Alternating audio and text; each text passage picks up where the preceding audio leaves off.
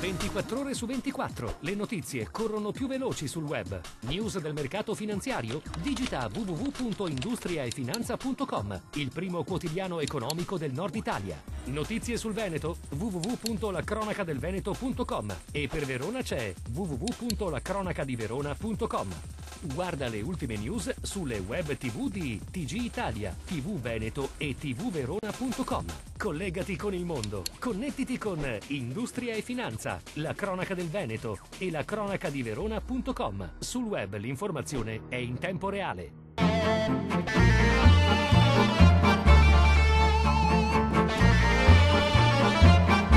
Creare una lobby comune per sostenere la pesca italiana dell'Alto Adriatico e impedirle di sparire.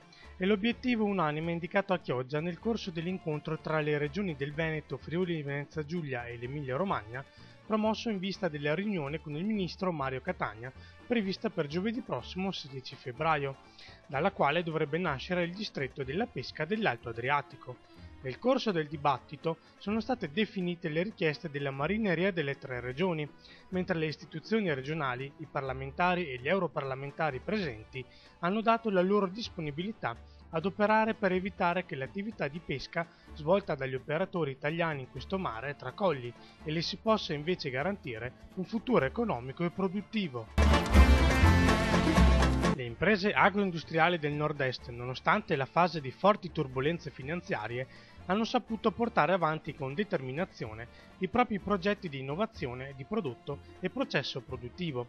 Più di metà delle realtà del settore, 60,5%, non ha rinunciato ai propri piani di investimento e più di un quarto, 26,2%, ne ha aggiunti di nuovi oltre a quelli già in corso. Contestualmente, numerose imprese agroindustriali intraprendono rapporti commerciali con paesi esteri, il 45%, è quanto emerge dall'indagine Innovazione e internazionalizzazione delle imprese agroindustriali del Nord-Est, promossa da Friuladria e realizzata dalla Fondazione Nord-Est. La rilevazione ha coinvolto un campione di 750 titolari di imprese di tutte le dimensioni, attive nelle regioni del Veneto, Friuli Venezia Giulia e Trentino. Un'importante operazione di polizia ha smantellato una banda di nordafricani spacciatori nel centro di Padova. Tutto è partito lo scorso maggio con l'arresto di 2 pusher, trovati in possesso di una dose elevata di stupefacenti e poco dopo del fornitore. Dai successivi accertamenti si è arrivati ad indagare sui 3 tunisini, al tempo ospitati in un albergo di Occhiobello perché in possesso del permesso di soggiorno per motivi umanitari. Quotidianamente però i 3 si spostavano in treno a Padova per spacciare, assumendo nel tempo un ruolo sempre più importante fino ad controllare i quartieri di Prato della Valle, Stazione, Portello e Stanga. In città avevano anche un nascondiglio situato in un casolare abbandonato in via Perù. La banda utilizzava metodi violenti tanto da causare il 30 giugno scorso una rissa tra spacciatori in zona Portello che aveva prodotto molto allarme tra la popolazione con numerose autovetture danneggiate. L'indagine ha portato nel complesso all'arresto di 8 spacciatori, 5 già condotti in carcere e 3 con divieto di dimora. Un pluripregiudicato condannato a 8 anni e 10 mesi di reclusione per reati di stupefacenti e latitante è stato arrestato dai carabinieri nelle vicinanze della stazione ferroviaria di Treviso. Sull'uomo, 45 anni di Valdagno, pendeva un'ordinanza di custodia cautelare emessa dalla magistratura di Verona. L'uomo, alla vista dei militari in borghese, ha tentato la fuga, ma è stato bloccato poco dopo. L'operazione rientra tra le misure di intensificazione della sorveglianza nelle zone di Treviso prossime ai terminal di treni e pullman decise dalle autorità in seguito a recenti fatti di cronaca.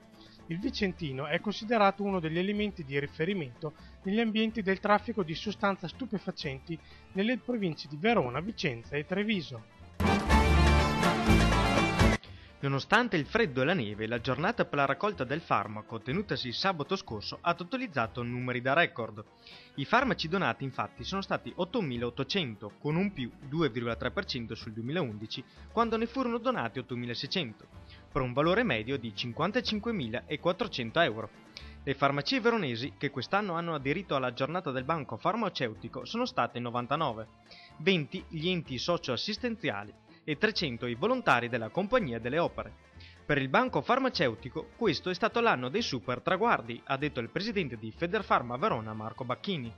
Sono risultati che 11 anni fa nemmeno si potevano immaginare, quando Verona divenne proprio una delle prime province italiane aderenti alla giornata di raccolta del farmaco in favore dei nostri concittadini meno fortunati. Ancora una volta è stato riconosciuto ed esaltato, oltre al ruolo sanitario della farmacia, quello sociale, un riconoscimento fondamentale conquistato sul campo grazie al lavoro quotidiano. Premi Unifonsai, boccone da 3 miliardi. L'antitrust ordina al neonato gruppo assicurativo di cedere parte della raccolta. In corsa i colossi AXA e Cattolica. Tutti i particolari su Industria e Finanza.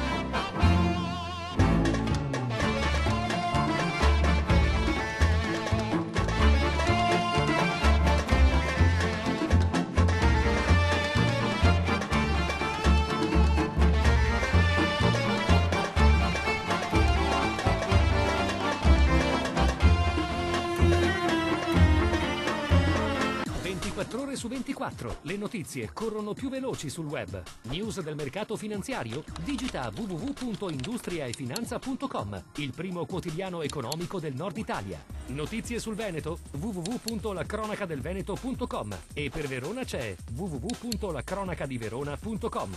Guarda le ultime news sulle web TV di TG Italia, TV Veneto e tvverona.com.